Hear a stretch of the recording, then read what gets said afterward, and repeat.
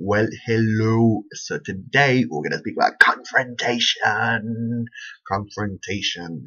It's one of the driving elements of humanity, it seems at times, in order to address issues and how to confront an issue. So one of the many wonderful things that I've learned from Kabbalah was the three rules, right? In order, if you're confronting something, bear with me, help me recall. Is the person ready to hear it? Do you love the person unconditionally? And does it need to be said? Oh, yes! Okay, so let's talk about it. So is the person ready to hear it? Something happened to me this morning where I'm a jokester. I'm a comedian. I hope that people are not.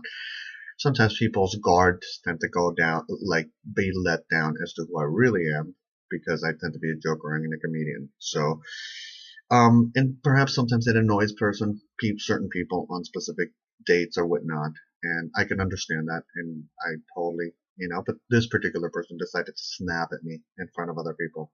You don't do that.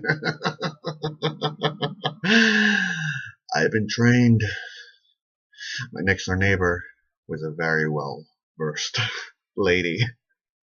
She understood the magnificence of whatever. We won't go into that detail.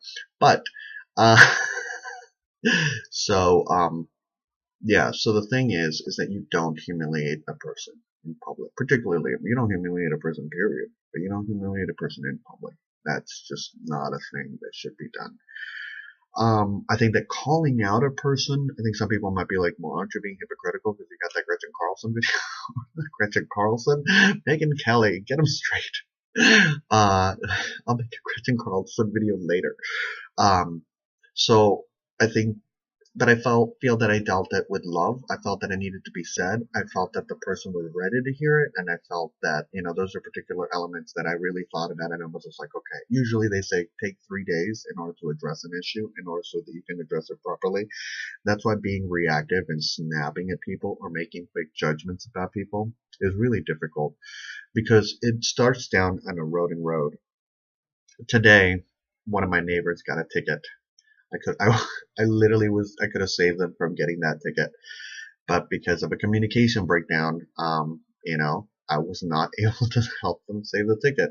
And I think sometimes it comes back to the element of bread of shame.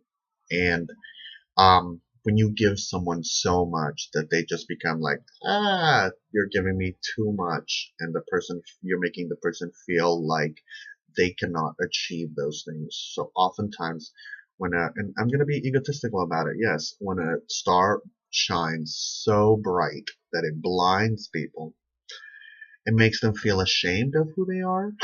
Oh, sorry for you. So,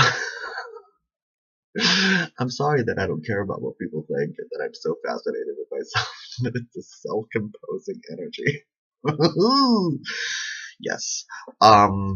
So I think ultimately you shouldn't, I think there is a serious communication breakdown in America between all sides, between various different sides. I remember going on Thanksgiving after the election or before the election, I don't even know, and we were both voting for the same person, but somehow we got into an argument. I don't even know. So it's that kind of like, I think that we need to really go back to love.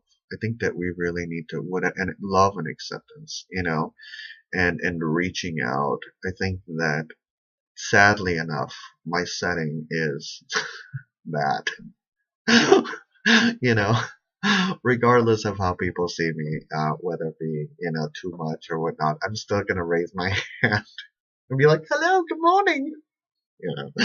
Sadly, that's my soul. But I plan to make money out of it.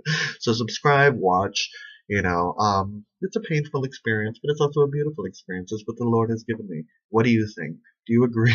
Do you disagree? I want to wish you all a wonderful, wonderful, wonderful